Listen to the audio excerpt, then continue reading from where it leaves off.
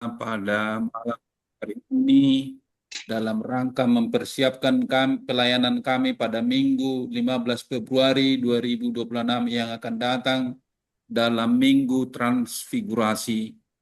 Tuhan tolonglah kami dengan bahan yang sudah kami persiapkan dan juga beberapa teman kami yang bergabung dengan kami dari Pendeta Gereja Metodis. Kami bisa untuk sharing bersama untuk mendalamin kebenaran firman ini, sehingga Tuhan ketika disampaikan pada hari Minggu yang akan datang, firman ini menjadi firman yang hidup, firman ini menjadi firman yang nyata, berkuasa di tengah-tengah pelayanan kami. Terima kasih Bapa, kami sampaikan perjumpaan ini hanya di dalam kuat kuasa pertolongan Tuhan saja. Dalam nama Tuhan Yesus Kristus kami berdoa dan mengucap syukur. Amin. Baik, saudara-saudara yang kekasih, firman Tuhan yang akan dibawakan di tengah-tengah gereja kita kami pilih dari Matius 17 ayat 1 sampai ayat yang ke-9, dan bisa juga memilih perjanjian lama dari kitab Keluaran 24 ayat 12 sampai 18 begitu, tapi kami memilih perjanjian baru. Yesus dimuliakan di atas gunung. 6 hari kemudian Yesus membawa Petrus, Yakobus, dan Yohanes saudaranya, dan bersama mereka ia naik ke sebuah gunung yang tinggi. Di situ mereka sendirian saja. Yesus berupa-rupa di depan mata mereka. Wajahnya bercahaya seperti matahari dan jubahnya menjadi putih berkilauan. Tampaklah kepada mereka Musa dan Elia sedang berbicara dengan dia. Kata Petrus kepada Yesus, Tuhan, sungguh baik kita berada di tempat ini. Jika engkau mau, biarlah kudirikan di sini 3 kemah. 1 untuk engkau, 1 untuk Musa, dan 1 untuk Elia. Sementara ia berkata-kata, tiba-tiba awan yang terang menaungi mereka. Dan dari dalam gelap itu terdengar suara yang berkata, inilah anakku yang terkasih, kepadanya lah aku berkenan, dengarkanlah dia. Mendengar itu sujudlah murid-muridnya dan mereka sangat ketakutan. Yesus datang kepada mereka dan menyentuh mereka sambil berkata, berdirilah, jangan takut. Ketika mereka menengadah, mereka tidak melihat seorang pun kecuali Yesus seorang diri. Pada waktu mereka turun dari gunung itu, Yesus memberi perintah kepada mereka, jangan kamu ceritakan penglihatan itu kepada siapapun, sebelum Anak Manusia dibangkitkan dari orang mati. Saudara-saudara yang kekasih dalam Tuhan Yesus Kristus, kita mengucap syukur bisa kita berjumpa pada malam hari ini untuk mendalami bahan firman Tuhan yang akan disampaikan pada hari Minggu yang akan datang. Kita berharap saudara-saudari Kingdom Pemilih Indonesia yang melakukan Zoom dan sekaligus YouTube ini dalam tahun ini kita mendoakan supaya bisa mencapai 1.000 kurang lebih subscribe-nya. Jadi sekarang sudah berada di 243 begitu. Jadi mulai tahun lalu kita berupaya untuk membangkitkan supaya naik terus subscribe, like, komen gitu di Zoom Kingdom Pemilih Indonesia ini. Kita berharap dalam tahun 2026 ini supaya bisa mencapai 1.000 subscribe, sebagai juga dalam rangka memberitakan firman Tuhan melalui media sosial. Untuk itu mohon kepada kawan-kawan para pendeta dan sahabat semua supaya bisa menyebar ini seperti yang terus disampaikan oleh Ibu Barita yang membuka ini Zoom ini pagi dan malam begitu, supaya terus bisa naik subscribe-nya ini, dan kita berdoa supaya bisa dalam tahun ini bisa mencapai 1.000 dengan perjuangan kita bersama. Baik saudara-saudara yang kekasih, kita masuk kepada firman Tuhan ini.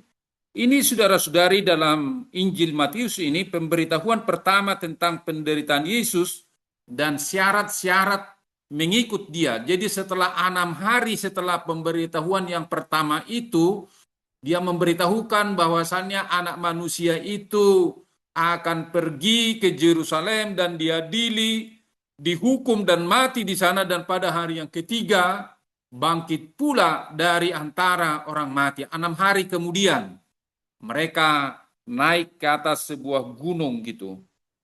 Jadi dalam TB2 dikatakan di sini Yesus dimuliakan di atas gunung. Jadi naik ke atas gunung dan Yesus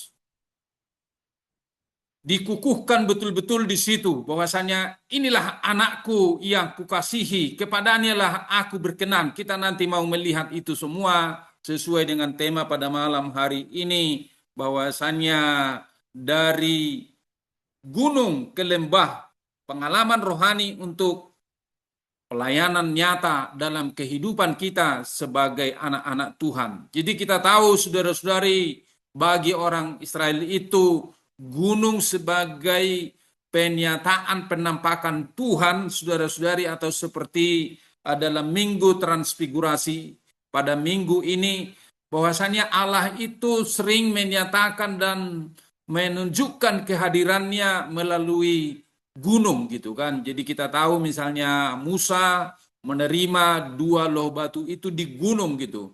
Jadi juga Elia saat bertanding melawan nabi-nabi Baal di atas gunung gitu dia. Jadi juga pernyataan-pernyataan Tuhan di atas gunung sering bagi orang Israel itu. Dan juga saudara-saudari khotbah di bukit itu menunjukkan bahwasannya khotbah itu disampaikan di lereng gunung. Dan pada malam hari ini, pada saat ini juga kita bisa mendalami tentang kehadiran Tuhan melalui Yesus dimuliakan di atas gunung.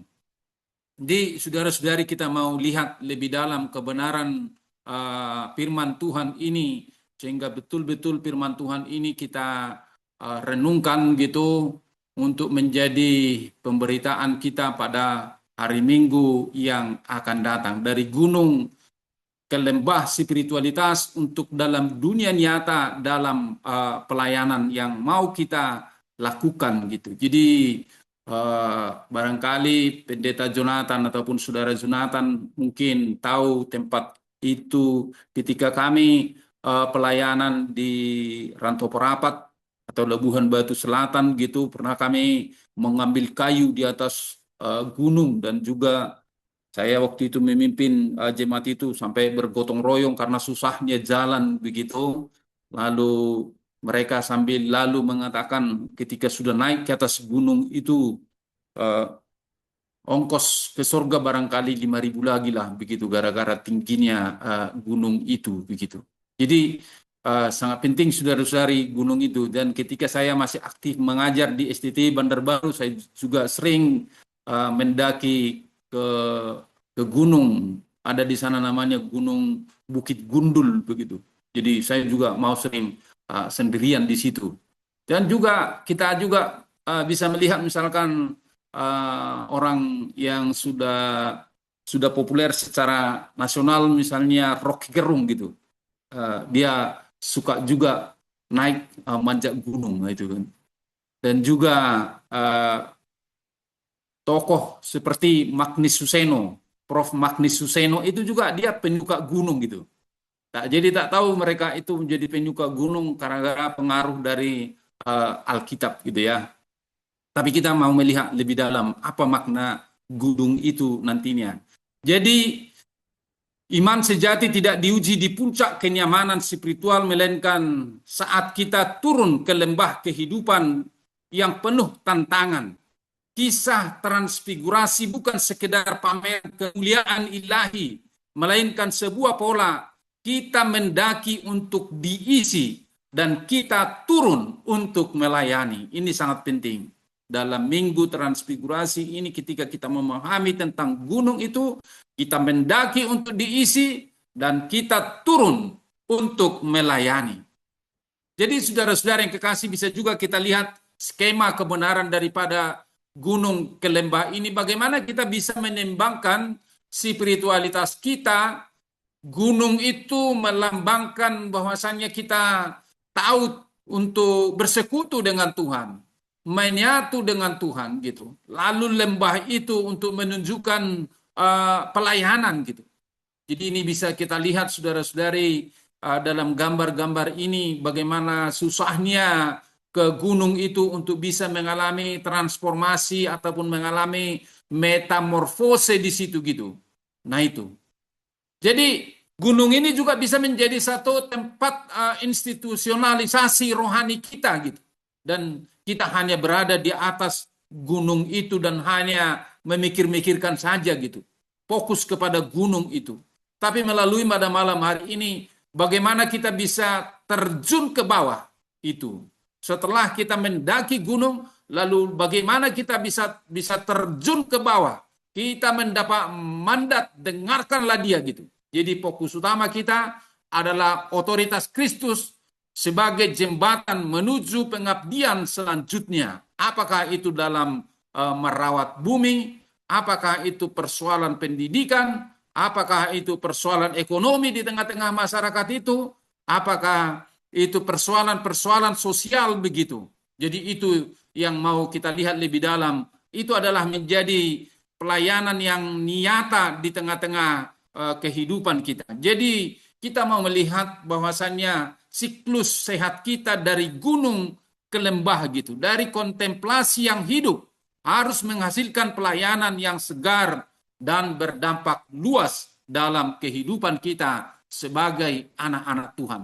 Itu saudara-saudari, mari kita lebih dalam, lebih memahami akan kebenaran firman Tuhan ini. Bagaimana kita bisa memisahkan diri dari keramaian.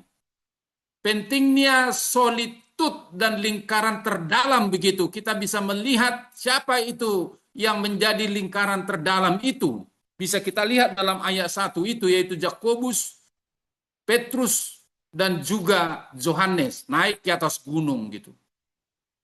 Nah ini, jadi apa yang sedang kita lakukan misalnya dalam kelompok sel grup di tengah-tengah gereja kita, ini dari kita bisa belajar dari gunung ke lembah ini. Jadi waktu itu Yesus ada punya murid 12 orang, tetapi dia hanya membawa murid yang terdekat kepada dia begitu untuk membicarakan pelayanan-pelayanan yang selanjutnya yang harus mereka kerjakan begitu. Jadi di sini bisa kita lihat lensa sosio-saintifik. Sosio-saintifik itu artinya bagaimana kita bisa membangun sebuah nalar dalam pelayanan itu. Di sini ada inner cycle dan patron klien itu. Artinya inner cycle itu ada murid-murid yang terdalam dari 12 itu yang harus saudara-saudari menjadi lingkaran terdalam Tuhan Yesus, begitu sama seperti dalam kelompok sel itu ada ketua kelompok sel yang akan terus mendoakan para anggota-anggotanya dan juga masuk ke dalam sermon dan juga berjumpa dengan para pendeta untuk mendiskusikannya lebih dalam begitu. Jadi tidak semua itu dari 12 itu gitu. Demikian juga dalam pelayanan kelompok sel itu. Makanya dalam kelompok sel itu 12 orang itu diambil dari murid-murid Tuhan Yesus begitu. Jadi pemilihan ini bukan berdasarkan favoritisme semata gitu, melainkan persiapan intensif bagi pemimpin masa depan yang akan menghadapi krisis. Pola ini mirip hubungan guru dengan murid itu di tengah-tengah kehidupan ini.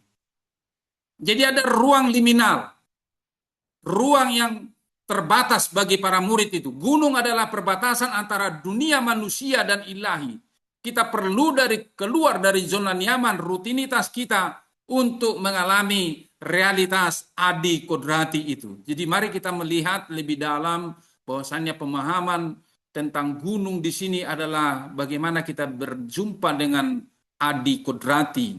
Jadi gunung ini bisa juga perjumpaan dengan Tuhan, relasi dengan Tuhan tidak harus seperti ini, tapi bisa saudara-saudari di kamar kita, bisa di tempat-tempat tertentu, itu yang menjadi suatu metafora gunung bagi kita, ataupun relasi untuk membangun dekat dengan Tuhan. Dan tokoh gereja Metodis itu, John Wesley itu ditemukan dalam sekarang ini menjadi gunung. Bagi dia ada satu kamar tertentu bagi dia, dan di kamar itu ada satu kursi, dan di situ dia berlutut berdoa di hadapan Tuhan, meminta hikmat Tuhan. Itu menjadi gunung bagi dia.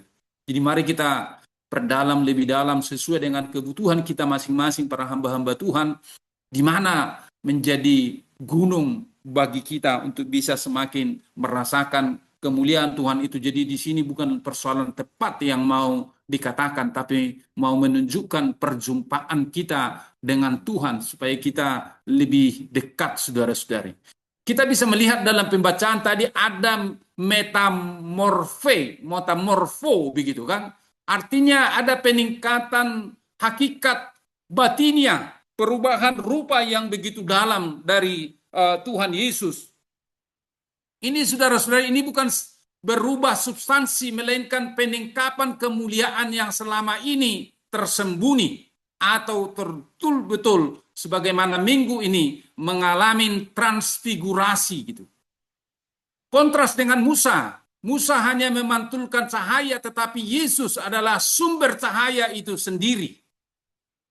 Jadi di sini saudara-saudari, warna eskatologis ataupun akhir zaman itu adalah kesucian yang dilambangkan dengan warna putih kekilauan gitu. Jadi saudara-saudari, ini yang sangat penting juga mau kita sampaikan pada hari Minggu yang akan datang, bagaimana metamorfe dari kata metamorfosa. Metamorfosa itu kalau didalamin lebih dalam begitu, bisa berasal dari telur lalu berubah menjadi, atau dari ulat ke telur lalu menjadi kepompong dan kupu-kupu yang amat cantik gitu. Jadi itu adalah sesuatu proses yang alamiah dalam kehidupan kita ini. Metamorfose itu gitu. Itu yang mau salah satu bisa menjadi satu pembelajaran bagi kita dari penampakan Yesus di atas gunung ini yang mengalami transfigurasi ini. Yang kedua, saudara-saudari, ada dualisme wahyu Musa dan Elia. Jadi kita tahu saudara-saudari bahwasannya Musa ini adalah penerima 2 loh batu di atas gunung Sinai, dan Elia ini adalah yang mewakili nubuatan-nubuatan para nabi dalam perjanjian lama. Jadi ini adalah 2 tokoh yang besar. Kalau kita lihat dalam perjanjian lama itu, Musa itu dia tidak dikuburkan, tapi dia langsung naik ke surga begitu. Demikian juga dengan Elia. Dan Musa itu merupakan satu tokoh pemimpin bangsa Israel yang keluar dari Mesir, dan juga Elia itu bagaimana menuntun bangsa Israel untuk bisa lebih dekat dan menyatu, dan termasuk juga menjadi simbol akan kedatangan Yesus ataupun Mesias dalam perjanjian lama. Saudara-saudari, kehadiran 2 tokoh besar ini mau menegaskan bahwa Yesus adalah penggenapan seluruh kitab suci Yahudi. Nah, ini. Jadi ini saudara-saudari, Yesus menjadi penggenapan seluruh kitab suci Yahudi. Disitulah terjadi perubahan rupa yang amat dalam itu. Apa yang menjadi insight teologis yang bisa kita lihat di sini, saudara-saudari, sebagai anak-anak Tuhan?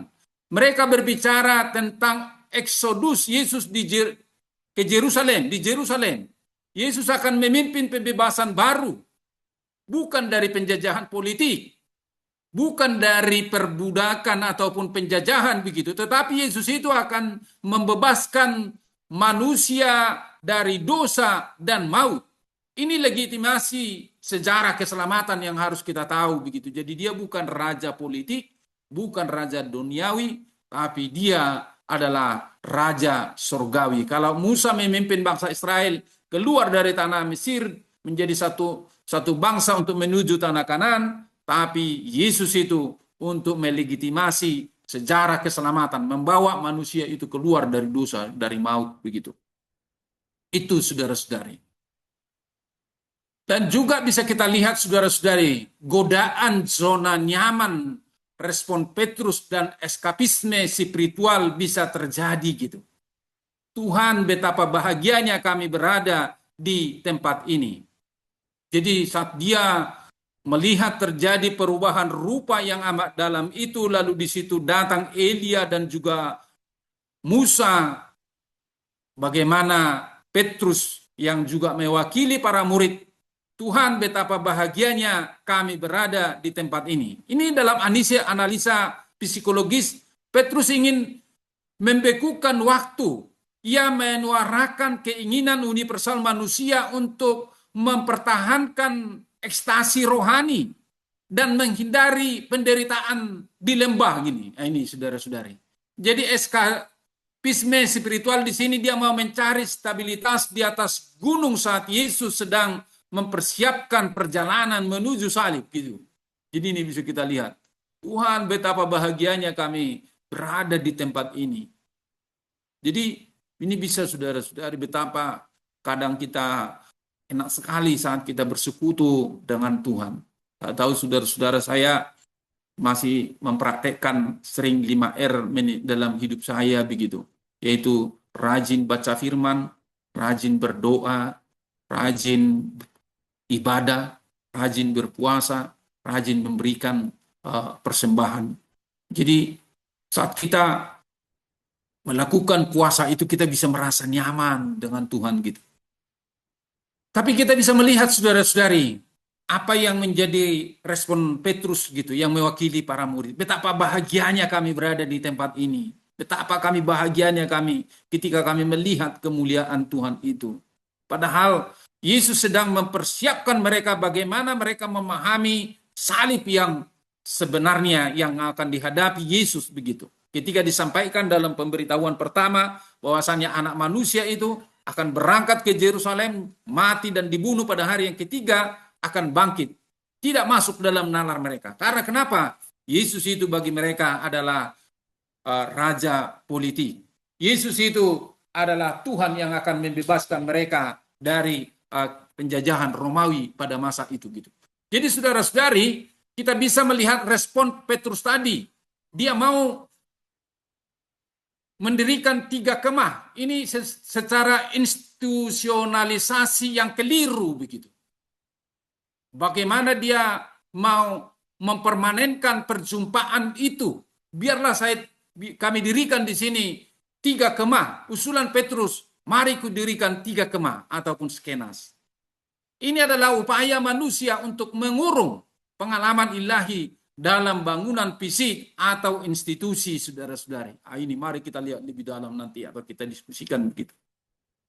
Kritik di sini, saudara-saudari, kesalahan fatal menetarakan Yesus dengan Musa dan Elia. Tapi Petrus mereduksi keunikan Kristus menjadi sekedar nabi besar. Padahal ia adalah anak Allah. Dia penggenapan seluruh Taurat itu dan para nabi gitu. Ini menjadi satu kesalahan fatal daripada Petrus menyatakan Yesus dengan Musa dan Elia gitu. Jadi saudara-saudari, konteks ini berkaitan dengan hari raya Pondok Daun atau Sukot. Namun mereka salah memahami bagaimana penerapannya, penampakan di atas gunung ini. Mereka mau membangun secara institusionalisasi yang keliru bagi mereka begitu. Jadi saudara-saudari, akhirnya dampak daripada respon daripada Petrus yang keliru itu. Jadi ada koreksi yang ilahi, awan yang terang dan suara dari Bapa, inilah anakku yang kukasihi. Dengarkanlah dia. Ini pengulangan saat Tuhan Yesus dibaptis itu. Ini akuyete autu itu kan saudara-saudara. Inilah anakku, dengarkanlah dia. Ini desekina ini saudara-saudari, awannya atau awan yang terang gitu ketika suara itu kedengaran. Turun. Menandakan kehadiran Allah. Ini saudara-saudari bagaimana otoritas berpindah total. Jangan lagi kamu hanya mendengarkan Musa pembawa hukum itu. Jangan lagi kamu hanya mendengar Elia yang menjadi perwakilan daripada nabi-nabi daripada perjanjian lama itu. Tapi dengarkanlah ini. Ini adalah Yesus, Mesias, firman Allah yang telah menjadi manusia. Dengarkanlah dia. Dia sanggup untuk melakukan metamorfosa dalam kehidupan manusia. Saudara-saudari, perintah ini mengoreksi ide Petrus untuk membangun bangunan di situ. Dia hanya sibuk untuk mendengarkan. Kita tahu bahwasanya Petrus ini satu pribadi yang impulsif. Impulsif dalam arti bahwasanya terkadang dia tidak pikirkan jauh ke depan gitu. Langsung. Ketika engkau itu Yesus, suruhlah aku berjalan di atas air ini. Berjalanlah, namun dia bimbang. Sama seperti ini. Biarlah saya dirikan di sini 3 kemah gitu. Itu impulsif, itu sesuatu respon yang spontan gitu. Itu biasa pribadi sanguin. Pribadi yang dalam temperamen itu namanya temperamen kuning gitu. Dia tidak pikirkan lebih dalam gitu. Apa yang efeknya yang akan terjadi. Dia langsung spontan mengungkapkan itu. Jadi kita juga bisa seperti itu. Ada orang yang spontan ataupun impulsif. Ada juga seperti itu di tengah-tengah pelayanan ini. Yang harus kita hadapi. Kita tidak perlu was-was dengan itu gitu, yang tidak bisa misalkan menahan sebuah rahasia orang yang impulsif, ya nggak apa-apa, itu harus kita hadapi saudara-saudari. Sebagaimana Petrus ini setelah dia betul-betul mengalami perubahan lewat Yesus yang bangkit, sekali dia berkhotbah, bertobat 3.000 orang, itu kan dalam Kisah 2. Itu saudara-saudari. Misterium trepidum di sini adalah ketakutan dan sentuhan. Jadi saat mereka mendengarkan inilah anakku yang kukasihi, dengarkanlah dia, dan mereka sangat ketakutan, tersungkur. Ini namanya misterium tremendum, saudara-saudari. Respon yang wajar di hadapan kekudusan yang mutlak itu, ataupun respon yang wajar untuk kehadiran Tuhan pada masa itu. Aksi Yesus datang menyentuh dan berkata, jangan takut. Jadi saudara-saudari, untuk menguatkan dan meneguhkan mereka saat mendengarkan inilah anakku yang kukasihi, dengarkanlah dia, jangan takut itu. Jadi ada di sini satu insight ataupun pencerahan. Yesus menjembatani transendensi Allah yang menakutkan dengan sentuhan yang memulihkan ini. Spiritualitas sejati untuk memberi rasa aman kepada para murid. Jadi ini saudara-saudari. Jadi saat kita dari gunung ke lembah ini, ketika sudah jelas gunung itu bagi kita, perjumpaan kita dengan Tuhan itu, jangan takut mau menyentuh jemaat kita. Jangan takut. Saya hari Rabu yang lewat itu berkunjung ke rumah sakit Murni Teguh di Medan ini. Ketika mendoakan orang yang sakit, saya melihat ibunya ketakutan dan juga bapaknya. Saya menyentuh mereka semua gitu. Jangan takut atas penyakit dan penderitaan yang diderita oleh anak ini. Kehadiran kita saudara-saudari adalah kehadiran dari Tuhan dengan mengatakan jangan takut gitu. Kenapa itu bisa terjadi? Oleh karena gunung itu, perjumpaan kita dengan Tuhan itu jelas dalam kehidupan kita sebagai anak yang kita sebagai anaknya. Inilah anakku, dengarkanlah dia gitu. Desekina itu awan terang turun menandakan kehadiran Tuhan. Otoritas itu bagaimana mereka saudara-saudari bisa betul-betul mengalami misterium tremendum itu, ketakutan dan sentuhan. Lalu terakhirnya dalam ayat 8 itu, Yesus tinggal di situ seorang diri gitu. Mereka tidak melihat seorang pun kecuali Yesus. Apa di sini pesan kunci ketika efek khusus dan pengalaman emosional hilang, iman harus berpijak pada pribadi Yesus yang konkret. Fokus di kita di sini saudara-saudari, identitas komunitas tidak lagi bergantung pada hukum lama ataupun saudara-saudari kepada Elia. Kita betul-betul dengarkanlah dia. Kita mau mendengar Yesus dalam kehidupan kita. Saudara-saudari, peralihan misi. Yesus mengajak turun. Gunung adalah tempat pengisian. Lembah adalah tempat kita pelayanan. Konteks lembah di sini, di bawah ada seorang ayah dengan anak yang sakit, saudara-saudari. Kita melihat di sini, ketika kita bisa membaca Matius 17 itu, lanjutannya ketika mereka turun dari atas gunung itu, mereka berjumpa dengan seorang anak yang sudah menderita dari sejak kecilnya, yang mungkin dikatakan itu adalah bahagian daripada penyakit ayan. Lalu saudara-saudari, dalam ayat yang ke 24 dikatakan saudara-saudari bahwasanya ayah daripada si anak itu sangat kurang percaya ketika proses penyembuhan itu terjadi. Lalu anak itu disembuhkan dan dipulihkan oleh Yesus Kristus. Ini satu pengalaman rohani gitu. Bagaimana kita bisa berempati ketika kita turun dari gunung dan kita masuk ke dalam pelayanan-pelayanan nyata. Oke, saudara-saudara, kita masuk lebih dalam gunung tanpa lembah. Artinya di sini gunung tanpa lembah ini kita mengatakan kita hanya orang-orang rohani saja lah, atau in group gitu. Hanya orang-orang kita yang tidak berani menghadapi lembah. Ini saudara-saudari terus mencerus bahwasanya mencari high spiritual dan ekstasi hubungannya dengan tinggi selalu hal-hal rohani gitu. Tapi dalam kenyataannya tidak terjun dia ke dalam lembah itu. Eksklusif dan enggan berkorban untuk orang luar gitu. Spiritual privat yang tidak relevan secara sosial. Dia hanya kepada orang-orang tertentu. Kritik saudara-saudari. Kita menolak turun ke lembah sama juga dengan kita menolak salib dalam kehidupan kita.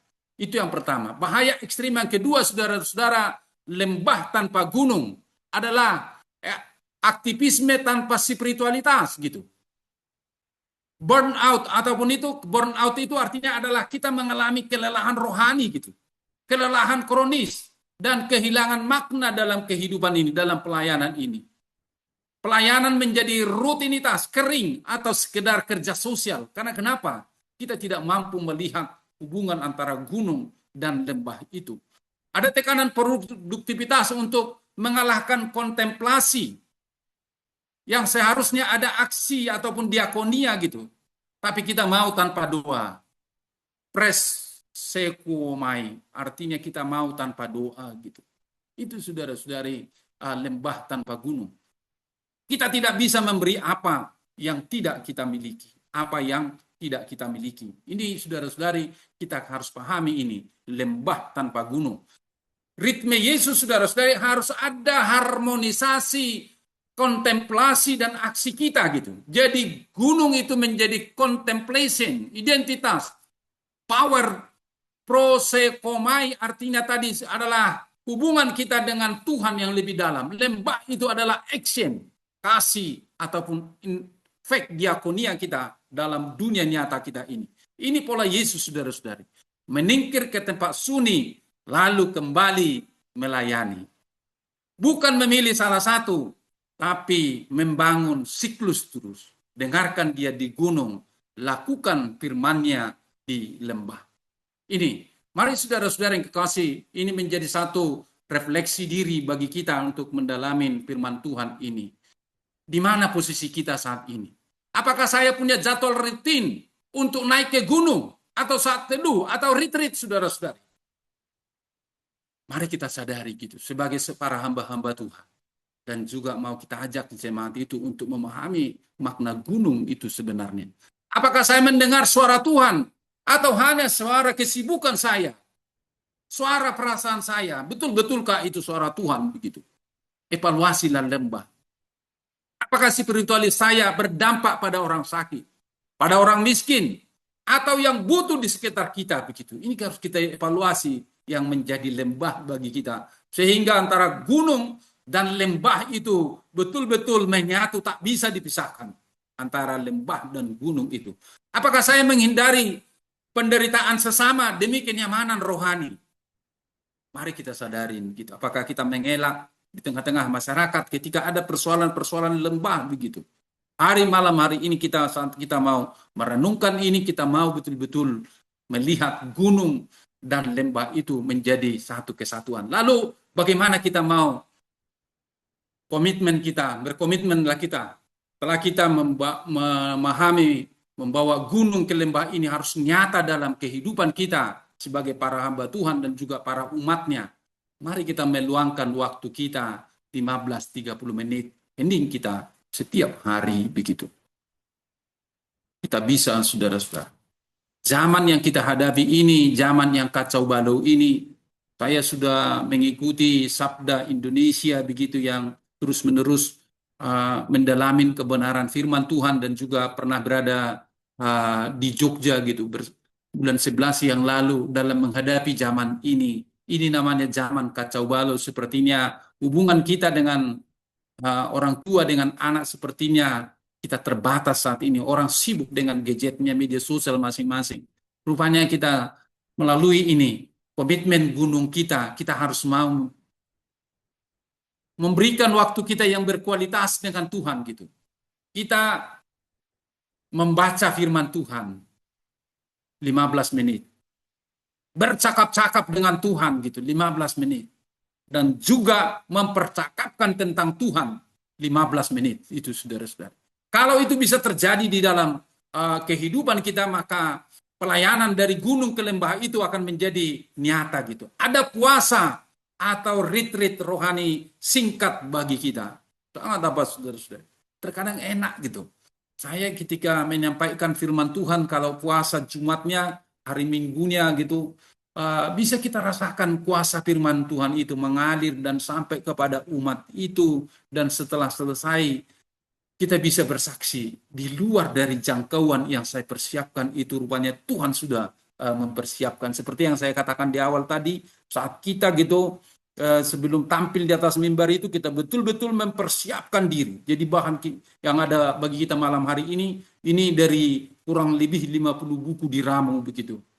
Ada tekniknya, misalkan dengan pembacaan notebook LM, lalu kita ramu gitu. Nah itu. Lalu kita sampaikan. Tapi kita tidak bisa berfokus hanya persiapan kita. Kita harus bergantung sepenuhnya kepada pimpinan Roh Kudus itu. Maka ketika kita di atas mimbar, kita bisa merasakan firman Tuhan itu sampai atau tidak gitu. Komitmen lembah saudara-saudari. Mengunjungi, menghubungi satu orang yang sedang di lembah. Setiap kita sadarin gitu, setiap minggu. Yang sakit ataupun yang sedih. Melakukan satu tindakan pelayanan yang konkret di luar gereja. Jadi bukan hanya kita pelayanan di mimbar itu adalah menjadi gunung bagi kita, metafora gunung. Tapi kita harus berani keluar dari mimbar itu, dari gereja itu, untuk hadir di tengah-tengah masyarakat.